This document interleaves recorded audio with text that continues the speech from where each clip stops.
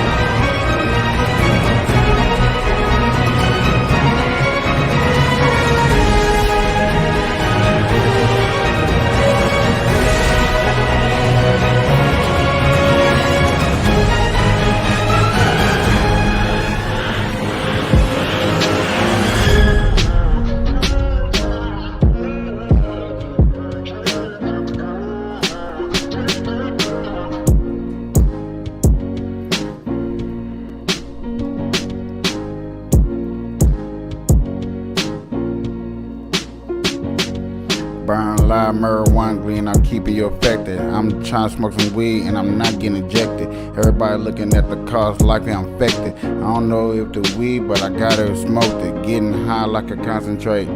I get so high, but get vibe 2028. Nobody wanna love, here we go. I'm just get the stroll, Cheerios. I've been banging the crypto. I've been doing this sitting on the flip though. I've been going through the magic getting skitsco. I don't know what y'all looking here at Frisco. Burn live, yo. What's good, everybody? Marijuana keeping y'all connected. Hashtagging these red eyes, changing the viewers. I red, keeping underage, smoking off social media, killing myself for your entertainment. Welcome to a live stream. Y'all know what we do over here. Hello, everybody. Welcome to another Burn Live show, man. Hope y'all are ready. Oh my God. Today, man, my Twitter page has been blowing up. I uploaded two shows. I did 2 videos today. And I'm so proud of myself. I finally did it. I uploaded them. You won't see those videos until tomorrow. So, that's okay. I hope that my uploads go successful and go pretty good. You know what I'm saying? To let you know, I am practicing uploading videos, man. I'm really trying to get in this groove, get in the mood, man. Y'all know how we doing this Burn Live show, man. Shout out to everybody that shared out, man. It's Monday Madness, weed, politicians, stories, plus laughter. Yes. I hope y'all reading the description. Y'all know what we getting into. It's really going down today up in your DM. And I am gonna not too much rush the show. I'm gonna take my time. We're gonna talk. We're gonna discuss. We're actually gonna liberate on things that we feel deemed ready for us to liberate. We're posted live. We out here in the Las Vegas area. I'm proud that y'all are here with me. Man, good show so far. No interruptions. We had a good show. My engineer would love. I finally got me a monitor. He would like that. It's still brand new. Still got the tape on it. It works good. Just gotta work on the shade or whatever. But other than that, it's giving me the more and more confidence to go live with you guys and come hang out and chill, because now I know that everything is looking right, looking good, and I ain't squinting my eye like, hold on, what they say, what they read. I appreciate that. You know what I'm saying? That I ain't gotta go through that, and I can really hang out with you guys and enjoy the show just as well as you guys enjoy the show. Watching me. Appreciate everybody out there that do hang out with your boy. This is I was going to switch up the intro. I've been working on that for a minute now, of trying to work on the intro. So it's going to be like Burn Live, marijuana bringing you the news. Marijuana bringing you news and politics. Hashtagging these red eyes, changing the viewers. I red, keeper underage, smoking on social media. I thought there was more of what I done got myself into. So I think that's what I was gonna switch up my my mix with. You know what I'm saying? A lot of different news. The biggest story is Joe Biden gonna get any type of consequences for the biggest scandal that ever hit Fox. I was watching PD podcast, and it had Alex Jones on there, and he was talking about Fox and NBC and how they losing credibility, they losing numbers, nobody's really watching their shows no more. And I was like, man, you're right. You know, anybody that's really into the news knows that Tucker Carlson is not there no more. So they really been getting hit with a big blow of not having the supporters or not having people there that normally would listen to the news. I heard the news is not really popular, but like I say, I still listen to the news because it's always good to hear what they want us to hear and see, do we agree with it or not agree with it, able to discuss and break down things that we feel that are deemed necessary.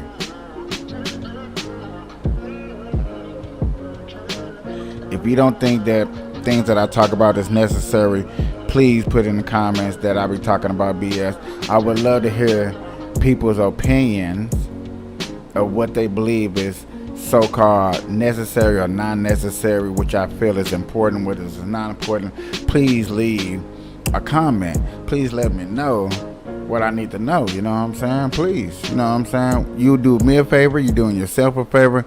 Everybody get done a favor, and we all need that favor done. So if you ever see a story,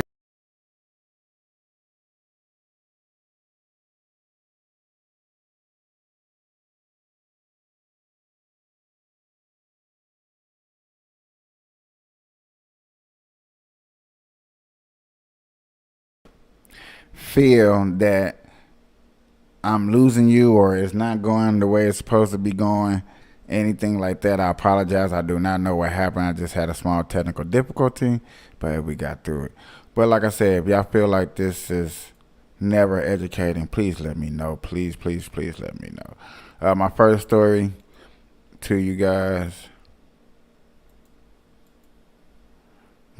I see the little switch over, the transitioning. Not all too, whatever. Let's get into this first story and see what we can learn.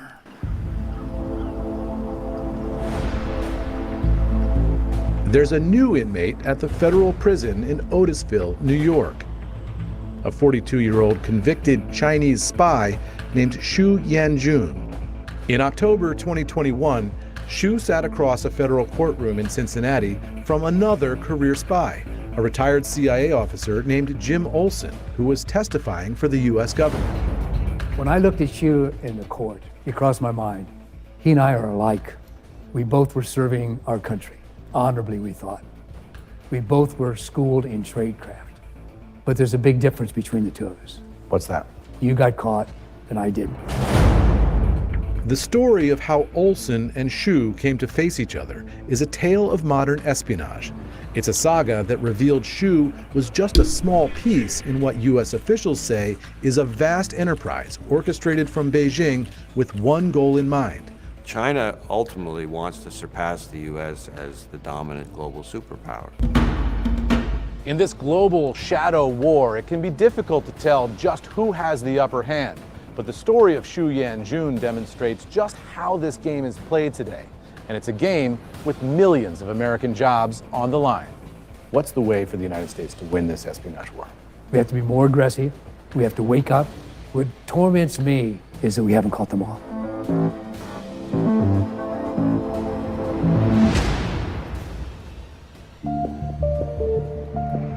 If catching spies is hard enough, prosecuting them is almost unheard of. In Cincinnati, Ohio, there are two U.S. attorneys who've done it, Tim Mangan and Emily Gladfelter. Their case started in 2017 when a GE aviation engineer, David Zhang, receives a seemingly innocuous message from a university official in Nanjing, China. The GE engineer gets an outreach over LinkedIn. How come he doesn't just delete it and think, oh, this is just spam? What triggers him responding to it?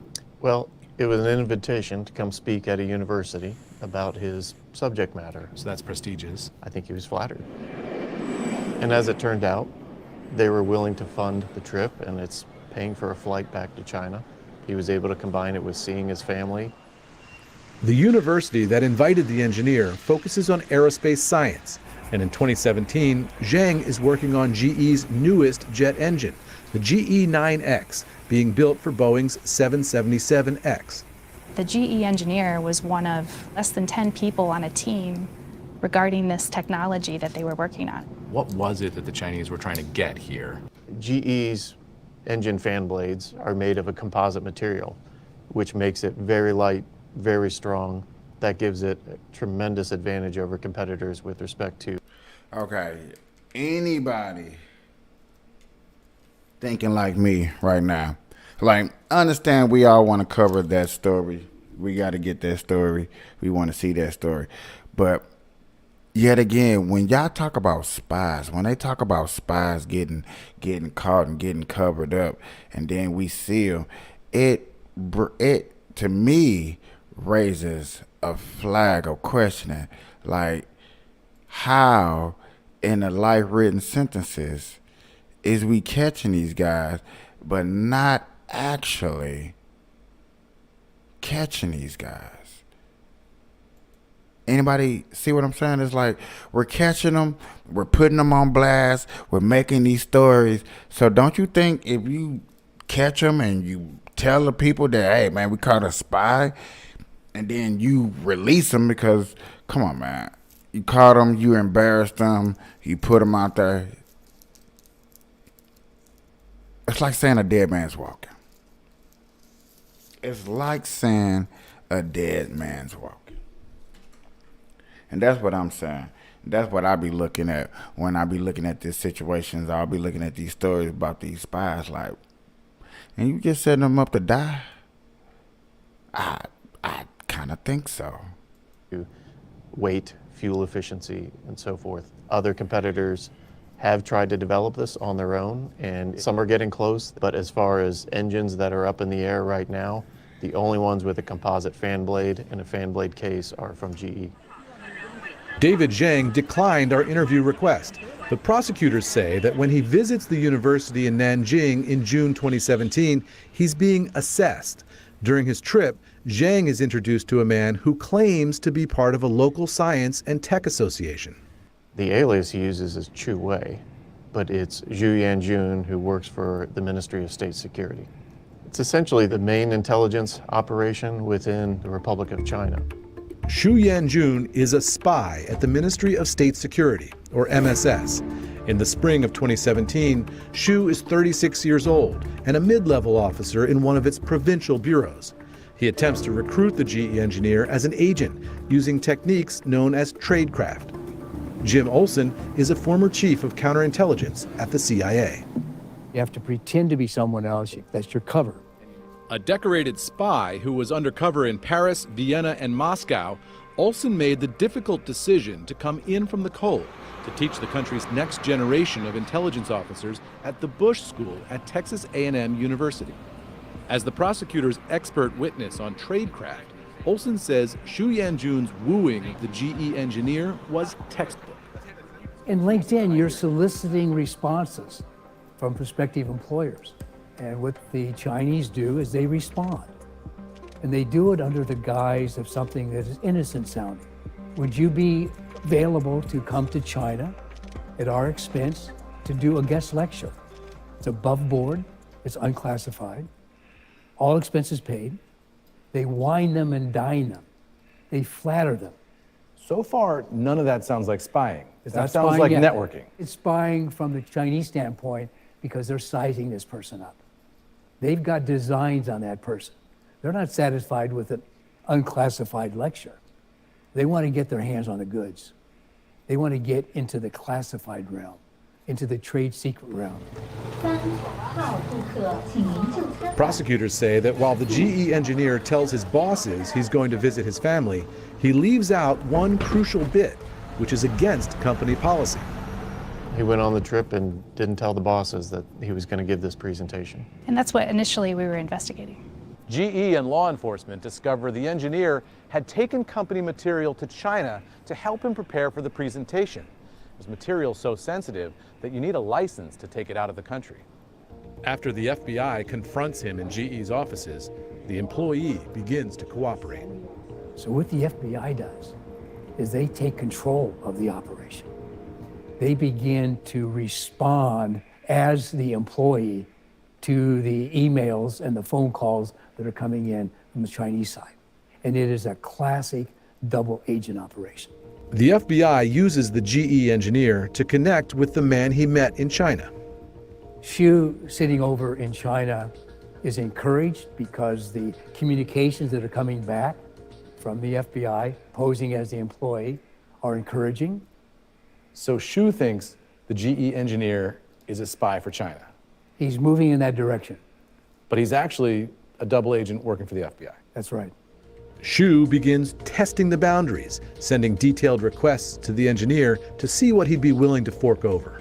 One of the things that Xu sent to the GE engineer was a shopping list of things that he was looking for. This was a list of things that he obviously had gotten from talking to other people in China, companies and government officials. So this is the wish list. This is the wish list. So the top version is the Chinese version and then the translation underneath. And so this is the actual ask. He's asking for the types of software programs they're using. He's asking design and structure questions about the composite. I feel like not only, okay, in spine, I expect this, but when you're at the bottom of a job and you're trying to get to the top, you kind of want to know these answers too. How the job, you know what I'm saying? I want to know whatever shortcut I can find too at my job to make my job easier, accessible, don't have to work as hard as I see other people do. I'm just not playing. These are things I do look for, I hope for, because I feel like it's necessary. And if you look for them same things as me, I don't blame you. I really, really don't blame you. Composite material for fans and the fan casing. Was there a moment where you said, you know, we're over the hump here, we have plenty of evidence, we're going to be able to prosecute this case? To me, it was the request for the laptop directory. A laptop directory would list all the files that the engineer had access to, files filled with GE's proprietary information and possibly the secret sauce for its engine bleeds. He attaches instructions on exactly how Here's he how wants you him do to it. Yes. Step 1, create a notepad document. Step 2, open it and entering the following content. So he's giving him literally step-by-step instructions on how to send him GE information. Yeah, and this is the type of document that should make U.S. companies nervous. This is exactly the steps that you go through if you want to copy your company computer and give it to China. Hey, get away! 10 years ago, we invented the Ring video doorbell for moments like these. We found your wallet. And Ring security cameras for moments like these. Where are you? With Ring, you're always home. Shop early Prime Day deals at Amazon.com. China is one of the world's biggest markets for new commercial aircraft, and it's relied on Boeing and Airbus for most of its airplanes. The country has a commercial airplane manufacturer, COMAC, but it hasn't exactly done well. The Chinese have, since the late 70s, tried to develop their own aircraft, first on their own and then in collaboration with Western companies. Almost all of those have failed. Scott Kennedy of the Center for Strategic and International Studies has been researching China since he was a college student there 35 years ago. The C919, which is supposed to compete with Boeing 737, everything that's in that plane that keeps it in the air is American or European. So explain, if you could, how this Chinese spy, Xu Yanjun, stealing this piece of technology from GE Aviation, fit into the larger goal of what China's trying to do. The Chinese have been trying to develop engine technology on their own. There have been people in China who have been looking for alternative means, so to speak, to obtain this technology that they couldn't develop regularly and legitimately. And those are the spies? Yes. Creating their own commercial aircraft is perhaps Xi Jinping's top commercial priority. He has associated himself personally with achieving this mission. The political incentive for anyone in China in this sector is sky high. Now we up here thinking, come with me, y'all. We up here really be thinking that China has the best technology, the best everything. It sounds like they don't be having the best everything. They have the cheapest things to put out. That's why they not number one and stuff like that. Come on, they so overpopulated and they can't even put janitors in their schools because they're so overpopulated. They want most of their Chinese people to go to war. They want them fighting in a war. So this spy that we're uncovering is very, very understandable in what we're going through in our democracy. And it's part of a larger plan called Made in China 2025. Unveiled in 2015 by the Beijing government, it listed 10 high-tech or advanced industries that China wanted to develop fast, first to supply their own domestic market, and then the global one. What areas do the Chinese want to dominate? Computers, phones, telecom equipment, new energy vehicles, autonomous vehicles, commercial aircraft, biotech. Their wish list actually looks a lot like our wish list. That's a plan to dominate the global economy. Certainly, the Chinese, I think, believe that if they are not at the top, they're going to be victim to somebody else. But commerce is also part of national power. When China first opened up to the U.S. and the West in the 1970s, the country became the destination for low-cost manufacturing, clothing, toys, and other consumer goods, to the benefit of the American shopper's wallet. But as China's economy boomed, its middle class did too. China has started to experience the same transition that all countries eventually experience. Wages start to rise and industries start to move. Timothy Heath is a senior international and defense researcher with the RAND Corporation. Who would have ever thought SPY would go into these lobbyist groups?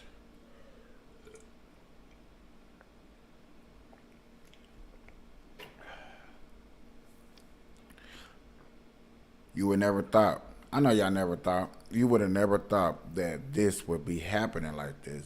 These stories are happening like this. The current path that China is on is unsustainable. They cannot keep making these low-wage products. They are subsidizing them currently at such a heavy rate that the losses are growing and growing, and the debt is growing. If it fails to move up the value-added chain, China will be faced with a massive unemployment problem, and its prospects will be very bleak. So if you can't develop it yourself, the strategy in China is go out and steal it or go out and buy it. Correct. And they have directed all elements of state power, from the commercial to the academic, to the government, to the military, to do their part in acquiring the technology needed for China to succeed. Senator Mark Warner, a Democrat, and Senator Marco Rubio, a Republican, are the leaders of the Senate Intelligence Committee. They've been briefing U.S. business leaders about the threat from China since 2018. Today, the world we live in, the world we've all benefited from, the world we still benefit from to some extent, was a world framed by an American-led order. Now, if they are dominant in these fields in the 21st century, the entire world will be responding to Chinese standards, which is leverage in and of itself over geopolitics. There's a lot of people, including myself, that has been trying to explain to people that China wants to be a globalist country. China owns other countries out here that you would never believe. We've been discussing this for a while. I probably haven't broke it down good enough on this show.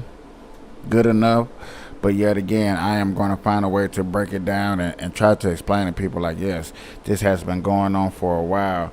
This is what's going on, and it doesn't seem to be letting up no time soon. It's not going to let up. They're here to take over. There are spies everywhere. FBI, CIA, double spies, double agents. That's nothing new. It just kind of weirds me out when they get exposed on television and stuff like that, and then you hear about they getting released or something like that, and like, how can we sit up here and release these type of people when they have done crimes like this?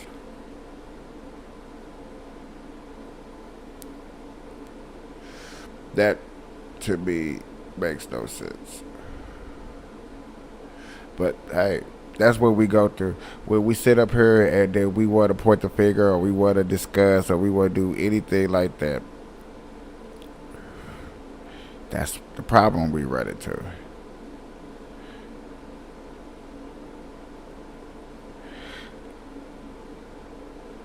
Let's check out this show, y'all. White people, y'all got 4th of July, Y'all got Christopher Columbus Day. They got all the holidays. They got all the holidays. Finally, us niggas get a holiday. Juneteenth, man. It's actually, it's got some historical value to it. Not made up.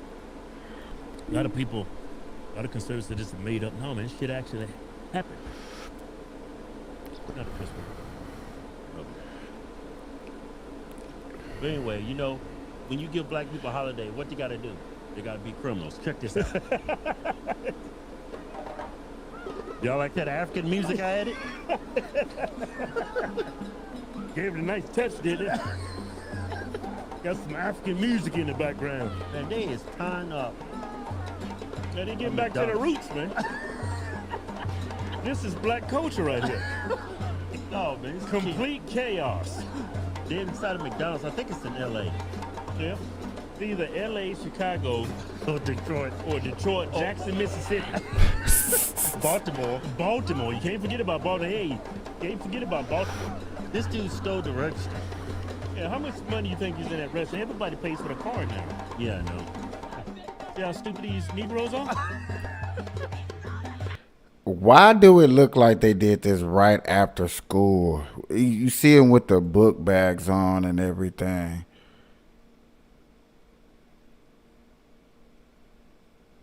They really got book bags on. You gonna bust it open. Hey, bust it open, get them quarters and nickels out of there.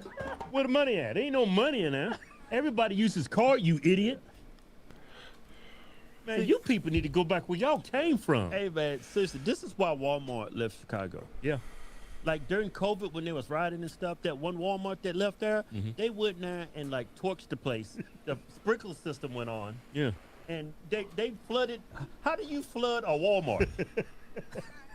By lighting the fire, them sprinklers go up. They're going to make sure that fire's put out. They flooded the Walmart. And then that's why they left, because they was losing millions of dollars from not only just rioting, but theft. Yeah. And not only that, if that's not enough, it's people getting killed around that place. Employees don't want to show up for work. Yeah, drive-by shootouts at that place. It's not a good place for business. Let me put it to you like this. Certain areas of Chicago is not conducive for success. It's not a good environment. It's not a good atmosphere. Yeah, there's some areas in Chicago, Yeah. Detroit, Baltimore, it does not facilitate success. It doesn't facilitate the business process. It only facilitates criminals. Yeah. But, man, I don't know what to say. I mean, Walmart, come on, man. Y'all white. Y'all should know better. Y'all know better going to Chicago. Why y'all go to Chicago? Hey, they tried to give them Negroes a chance, didn't they? All that white guilt. You like, you know what, man? I'm so rich and white and I got everything. You know what? Think I'm gonna help Chicago. Think I'm gonna help them niggas down. Look how them Negroes repaid you. Burnt your store up, flooded it. They in there stealing, robbing it. They shooting and killing each other outside the store. Hey, what do you think about niggas now, huh? Hey, Kev, that's not but not all black people like that. See, you're looking at like the subculture within the black community. Not all black people like that. Oh man, you trying to excuse, you trying to undermine black people in the things we did, you know, black criminals, man. They still black. They might be a subculture of black people, but they still black. No, I'm just saying. Hold on now. Oh man, I'm no. tired of these niggas, man. I ain't giving them no more breaks, man. Cause all these fools gonna run and vote for a Democrat. Oh man, they deserve quarters and nickels out of that. No, man, it's complete chaos. They're inside of McDonald's. I think it's in L.A. Yeah, it's either L.A. Book bags on. Daylight. Just getting out of school. How embarrassing is this? For me to play this over and over, and I'm trying to get my black people to watch this. I'm trying to get black people to watch this. I'm like, come on, man, watch this. And they come in there and be like, dang, all you show is disruptive of black people. That's all it be on the tube.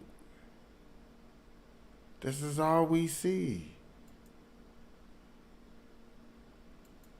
What do y'all expect? This is all we see.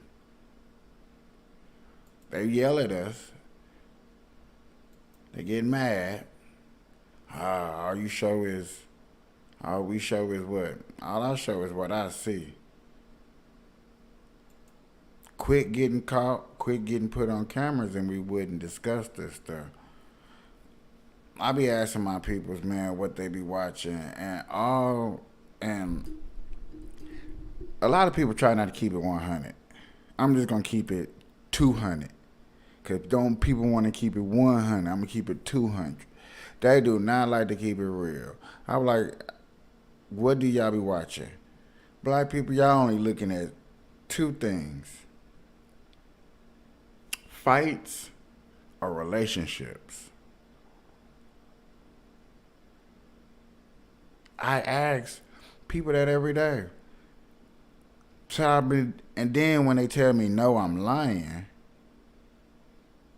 When they tell me no, I'm lying, I ask them, okay, so what are you looking up? So what do you be watching? What is your timeline full of?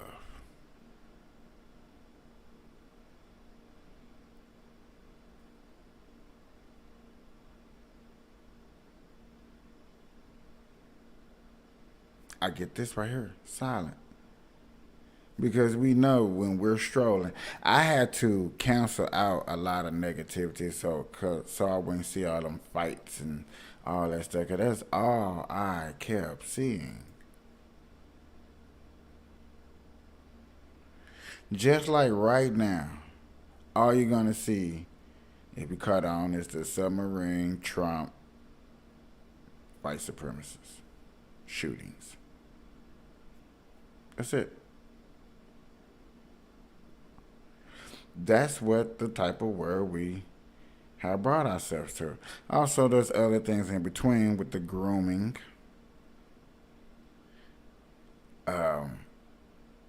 Every allegation that somebody get put up under is getting put out there.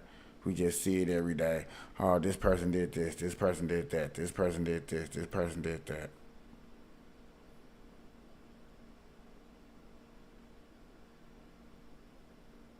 That's all we see every day. I hate to say that's what I show. I hate to say that's what I keep on showing, but it keep happening. We keep letting people come in and watch us and tear us down, and I try to be positive. You know, I'm just a guy that smokes weed and want to talk about things that are truthful, factual, not too much debatable, common sense, things that we shouldn't be arguing about. Leave the kids alone. Quit trying to tell kids that's what they are. Or kids been knew what they wanted to be since they was born. Since they was born, they knew that they wanted to. Okay.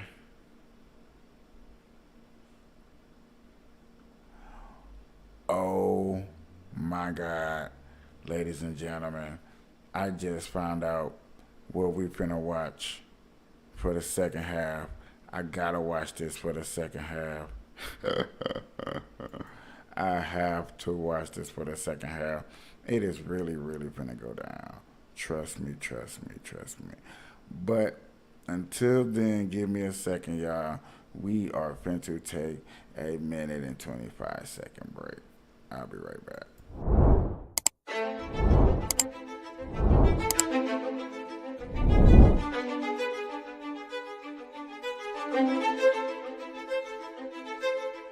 It's 20.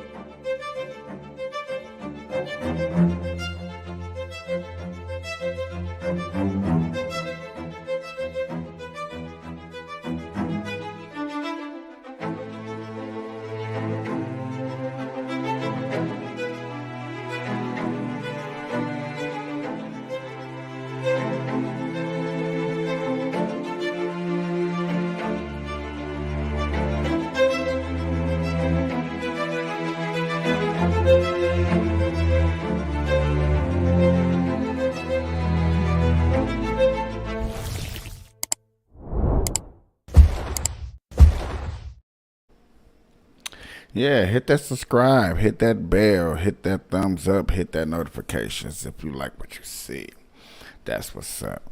I put that together thanks to a good friend.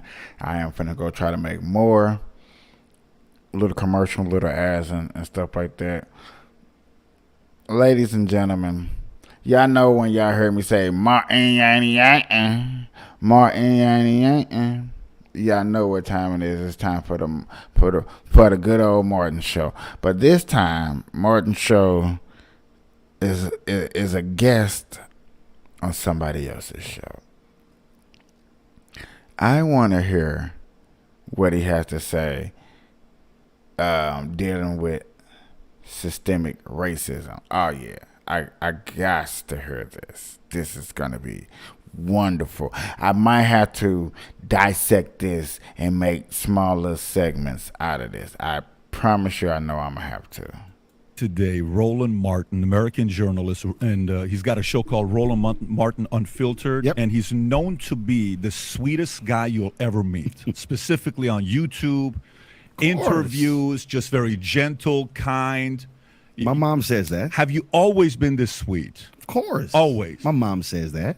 My dad says it. Is it just two people? How many more? Until I get pissed off. Until I get pissed off. Until folks lie to me on the air, then the other side comes out. So, Roland, let me ask you, how long have you been like this? Like, at what point were you the kid that argued every point? Were you like, Linda, you don't understand? Were you that person from day one? Okay. Because it was always a pursuit of truth. And so, I mean, I remember being in was a couple of things. I was probably in the third grade. Yeah. Third or fourth grade. I remember at an elementary school, it was a kindergarten teacher who, these girls said I said something to them that I never said. So they go to him and they complain. And so we had this huge, it was a Vanguard magnet program. So with this huge basketball game. So it was like the Vanguard program versus the regular school. It was like the biggest game of the year. And the guy was like, he said, well, I'm believing them, so you have to apologize or you're not going to play in the game. I guess I ain't playing the game. So I literally sat there, and mind you, this is like the biggest game of the year. This is like a major deal. So my brother's, he's in the Vanguard program, and I'm dressed and everything. So I sat there for 3 periods. Yeah. I didn't move. I'm like, dude, I didn't say it. How old are you? How old are you at this time? I was in the, that was either 3rd or 4th grade. It was 4th grade. And I was like, I'm not moving. 9 years old. I was like, I'm not moving. I mean, I didn't say it. So my whole deal is, some people be like, dude, just say I'm sorry so you can play in the game. No, I didn't say it. So therefore, I'm not going to sit here and apologize. Now, when I was in 12th grade government class, it was a trip with Miss Joseph. She's teaching and she says, a president can't serve more than 8 years. I said, it's not true. And she's like, what do you mean? I said, that's simply not true. I said, we have empirical data that shows that. You can actually, I said, Lyndon Baines Johnson took over as president on November 22nd, 1963. He announced, he of course ran in 64. He chose not to run in 68. I said, it's very clear. You could serve more than 8 years. And so we argue back. I said, I'm sorry.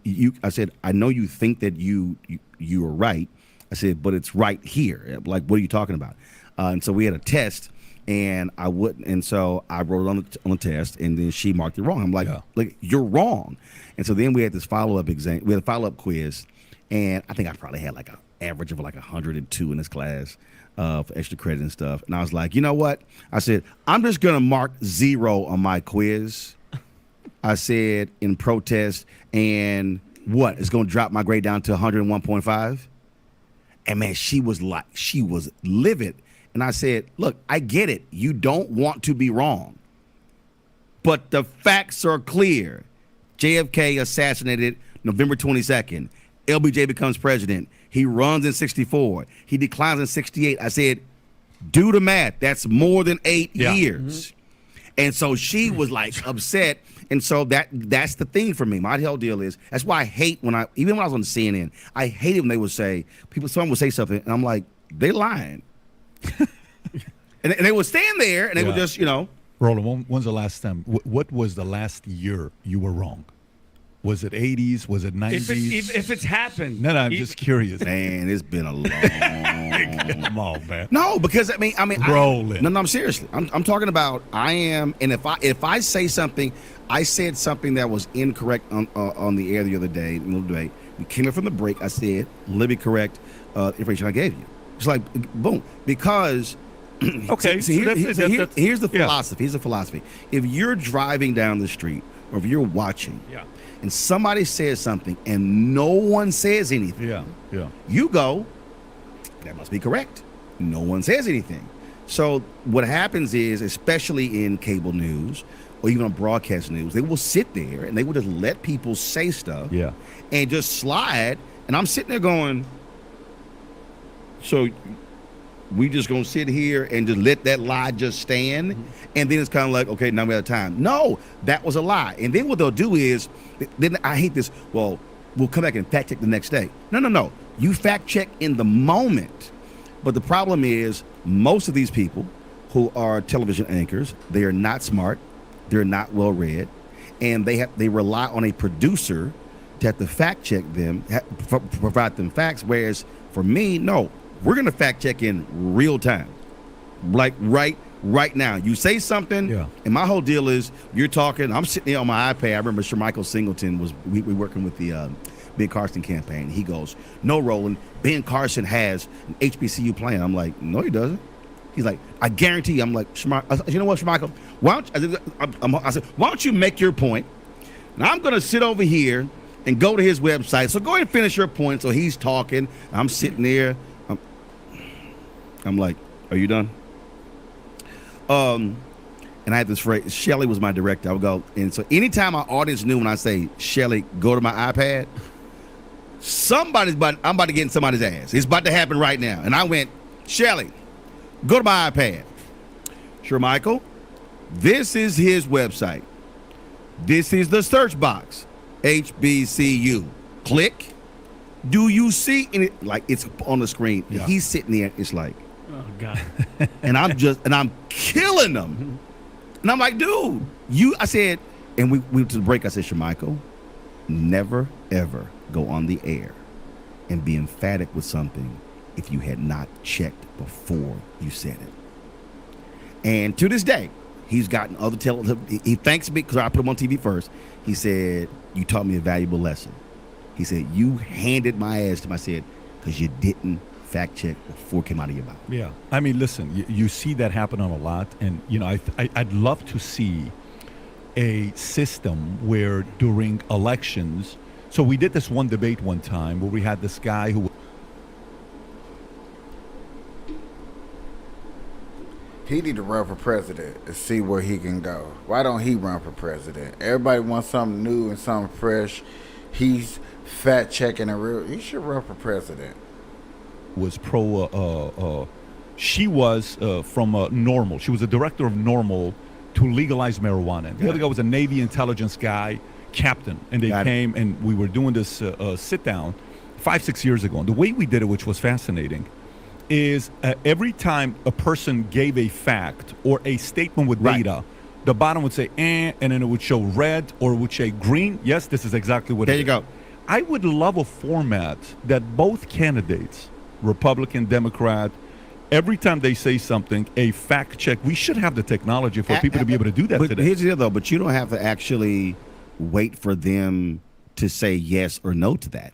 Because you have these debate You rules. just do it. No, you just do it. Yeah. And so Why do you think CNN, ABC, Fox, why do you think these guys don't do it? Well, because it's an inside game. It's an inside game. What do you mean That's by what that? Well, the game is you like the invitation. You want to invite them back, so you want to make them happy, and so you don't want to tick them off. And so the show's like, oh no, so we're going to go soft, if you will, as opposed to both sides do that. Go hard, Yeah. right? So you take September 21. I'm on ABC News this week, and Chris Christie gave his big speech at the Reagan Library. We need to move on from Trump, whatever. So we're sitting there, and again, I'm just a guest. Yeah. Okay? Okay, I'm not a contributor. The other three people are contributors. George Stephanopoulos is sitting right there. And so I'm like, during the break, they said, we could talk about Chris Christie's speech. And forgot the sister. She said, "You sure we're going to talk about that?" to George. And he goes, "Yeah." No, I'm not saying anything. inside I'm like, oh, hell yes, bring this speech up. Please bring this speech up. So it comes up, and so George talks, and Chris is talking, and he's, you know, taking his very high and mighty stance, and I'm sitting there. And if like you go back and watch it, I'm waiting. Because see, this is why I teach people, you can't be too eager to jump in. So you have to let it come to you. So he talks, and they're talking back and forth, and then she talks, and then she talks, and then George gets to me. And I turn to Chris Christie, and I say, you have to accept the responsibility you played in creating that man. And I just went right at him. And he's like, you know, I ran against him in 2016, but you debate prepped him in 2020, and you support. I'm talking about he turns red. Roland, to be fair, like this is like the one thing about politics. You saw Kamala calling out Biden immediately, and then boom, she's the VP. Yes, George H.W. Bush called Reagan's economic policies voodoo economics. And then boom. Right. Yes. But again though, you accept the fact that you did it. So remember, she which is totally fine. Right. She called him out. She called him out, and later became VP. My problem with Christie was you're giving this huge speech like he was this problem, and I'm sitting there going, yes, but you created the monster. So it's sort of like you can't complain about the monster when you help create the monster when there was an option to say, I have convictions, morals, principles, and values. I simply cannot stand with a known liar. Right. And what I said is you chose politics and power over principles and patriotism. Happens on both sides. Right. All the time. Yeah. I never said it doesn't. Mm-hmm. The point is you have to be willing to actually say it. So if you say, okay, I was very much against this here, now I'm for it, okay, and then if it blows up, don't try to come back and go, well, I mean, I knew this thing was going to blow up. No. You didn't stand on principle. And I think that's a huge problem today when we look at not just politics, but also business. When we have people.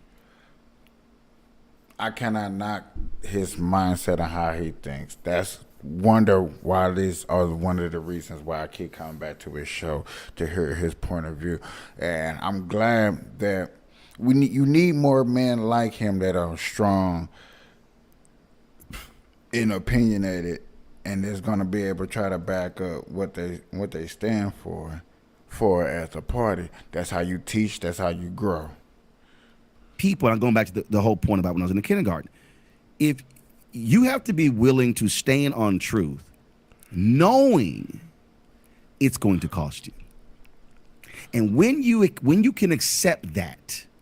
To me, this is just me. Yeah. I'm going to sleep a lot better because I'm simply not going to just go along to get along. If I actually have conviction that this person is not it, I don't care what they do and what they promise. I can't stand with you. Right. Not going to happen. So that's good that you're saying that, because I like stats. I like data, okay, to go through some data. And we'll cover some of that because I truly want to get your opinion. My ideal situation would be to have a panel of folks from both sides to debate and have a conversation together civilly. I think that's the way where the audience wins, where you're able to say, here's what I believe, the other person says what I believe, and then there is the facts. Meaning, See, I got a new twist for you. Not both sides. What do you mean both? How about you have a debate? See, again, though, this is whether because I lived it. See, when it's both sides, because when I say I lived it, they would speak the truth in the green room, but when they go on the air, what happens is their tribes are watching, so they defend the tribe versus the issue. So here's what I told CNN: why don't we have some debates where you actually have two Republicans who disagree on the issue? That way you take party out. Now becomes the issue. The problem today in most debates, we're not debating the issue. We're debating the sides. When you debate the issue, it's not you're Democrat, you're Republican, you're left, you're right, you're blue, you're red. No. What's the issue? And so when people have said to me, they're like, I've never self-identified as a Democrat or Republican. I refuse. Have I voted for Republicans and Democrats? Yes, because I look at what's this issue. I'm a huge school choice person. Yeah. Oh, I've had some Democrats and I'm like, y'all want to swing? Let's swing. I'm glad he said that. I'm glad he said that. So I do apologize to my audience for even calling him a Democrat. I apologize to him if he ever do not watch my show, because I'm probably so small and don't make no money on doing this. So I just want to put that out there. And the Republicans are going, well, man, you stand with us on this issue. I'm like, no, I don't stand with you in terms of the party on the issue. I stand with the issue. But generally, that's the problem we have today. But we don't discuss the issue. Well, who do you think is more united? You think Democrats are more united with each other? They may disagree behind closed doors, but they're united with each other. Or you think Republicans are more united with each other? Because Republicans, here's why. The Democratic tent is actually a big tent. Like, you literally have conservative Democrats, moderate Democrats. You got progressive, then you got far left Democrats. You look at ain't that many moderate Republicans, to be truth. I'm talking about they're basically non-existent in Congress. So you're either right or far right. So the Republicans, it's a lot easier when they're debating issues because you cannot be a liberal Republican. Senator Edward Brooke, the first African American elected since Reconstruction to the United States Senate, okay, was a liberal Republican from Massachusetts. Okay, there is no way today he could ever be elected. Not going to happen. In fact, if you actually look at Ronald Reagan on a lot of stuff, on amnesty and separate, it'd be a little hard for Reagan. So Republicans are a lot easier because from an ideological standpoint, it's pretty much right, far right. That's why in the Democratic caucus, when you look at when these issues come up, it's a lot harder to bring them together to get the 218 because you got these different, you got 20 over here, you got 10 over here, and so it's a lot harder. So it absolutely is Republicans.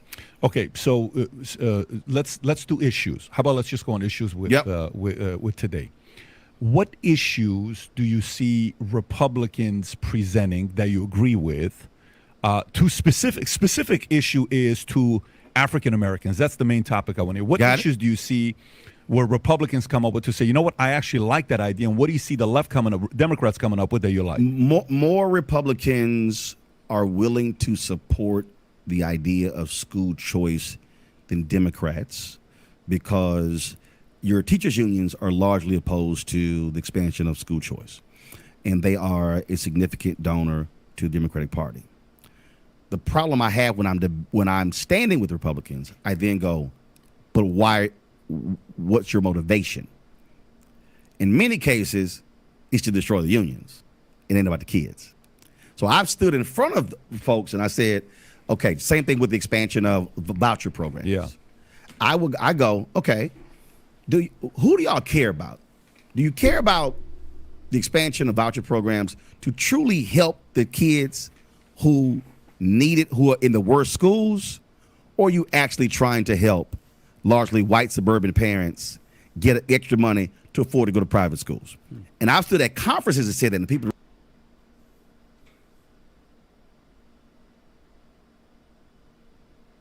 But you always up there bashing. Okay, it's cool.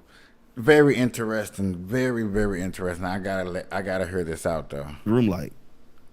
Damn, this the keynote? I'm like, yes. Because for me, it's for those kids who are actually in the worst schools. So even though we will agree on that policy, like I had a woman who called me from Texas, and she calls Dr. Steve Perry. So he's like, I'm not from Texas, but my boy Roland is, born and raised in Texas. And so we get on the phone, and so she's like, we're trying to mobilize Black and Hispanic parents, around expansion of the vouchers program. And so she's talking, and Steve had to give me her name, and so she's just talking. And I'm like, you're going to lose. She's like, what do you mean? I said, let me ask you a question. You care about Black and Hispanic kids on the issue? She's like, absolutely. I said, why is your board all white? I said, in fact, let me ask you this question. Can you tell me the top 10 highest performing Black and Hispanic led charter schools in San Antonio, Houston, Dallas? Take your pick. She got quiet. I said, but you're calling me because you want to mobilize Hispanic and Black parents on this issue to get this voucher program passed, and you don't even know who the Black and Latino top charter schools are. So how can you? I said, so you want their voices, but you don't even know them. And she just froze. And again, I froze her because, again, you're proving to me that you're not legit on this. Now, if you go on the Democratic side, where do I stand with Democrats?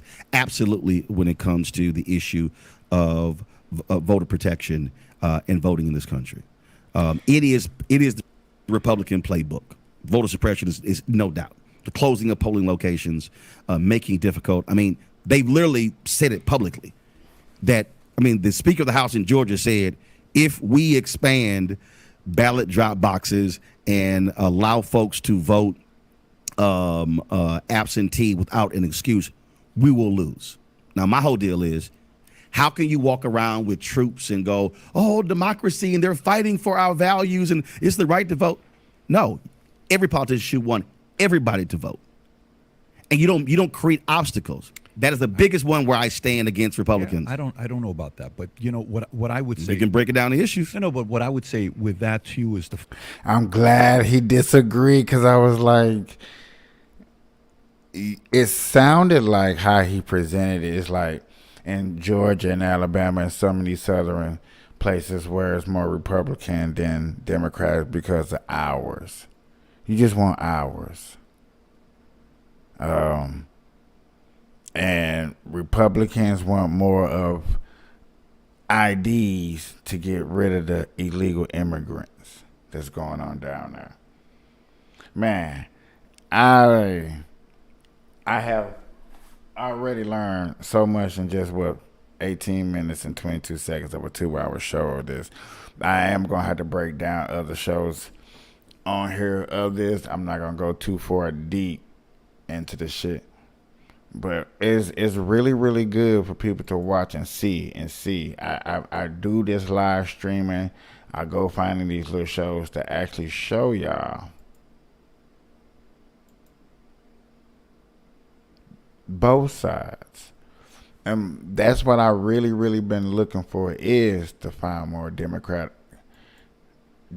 things to talk about, more Republican things to talk about, to discuss, to agree or disagree upon. You know what I'm saying? Man, we're starting to head in the right direction and going places, man. We is. I appreciate it. Whoo.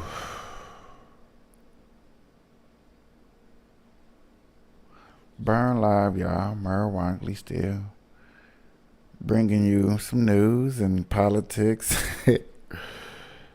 Man, just to better educate ourselves.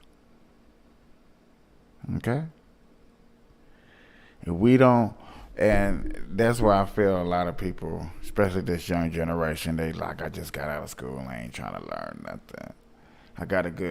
I got so many people that I do discuss, and I be like, man, do y'all understand these things like this goes on?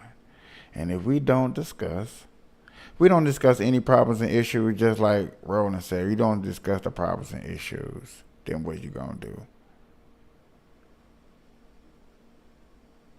There's a lot of us that are intelligent enough to sit up here and discuss these topics and subjects with us easily.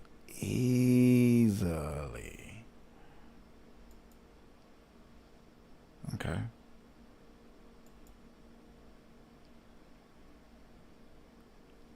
We might not have to, but I think we should. It's a lot of people that like think that we should. As always, we should. We should sit here. We should do this. We should do that. I definitely think that's what we should do.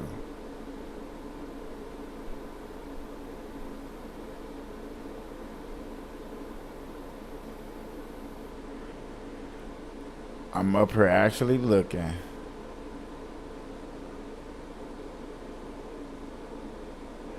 Okay. I just wanted to make sure that this was an actual Are you interested? Story to do. I'm gonna do one more story before we get up out of here.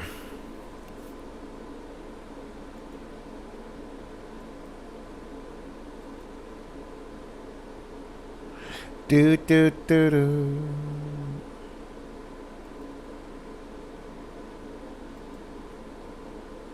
Passing a sweeping anti-trans bill. Now, the WHS 1119 was there in Frankfurt for the vote tonight. The bill bans gender-affirming medical care for minors, allows teachers to ignore a student's preferred pronouns, and trans students from using the restroom tied to their gender identities.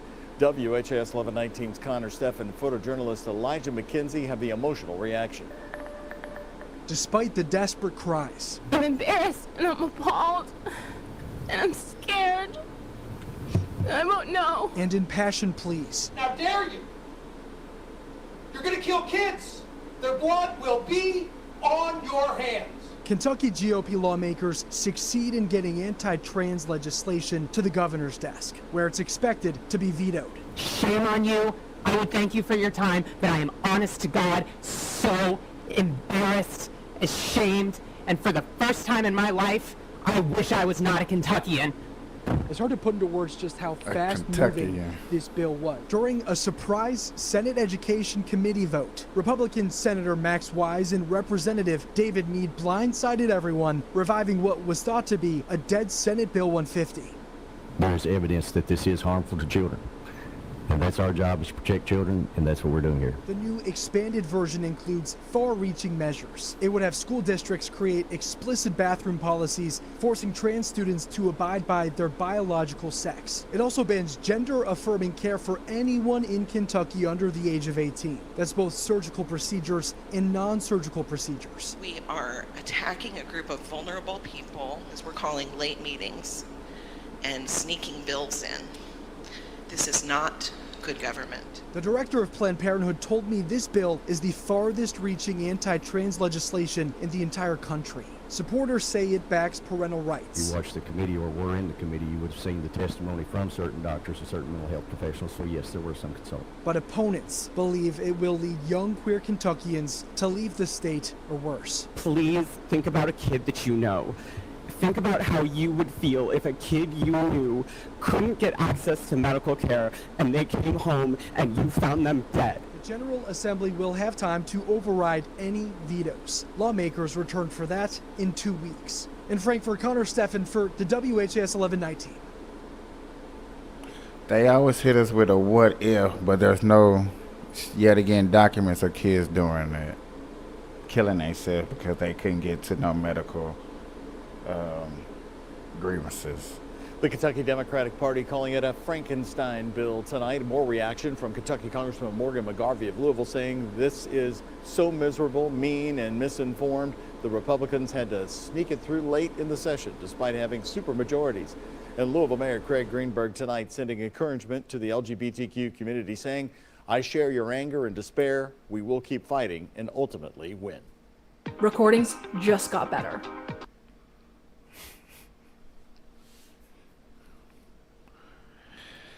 Whew.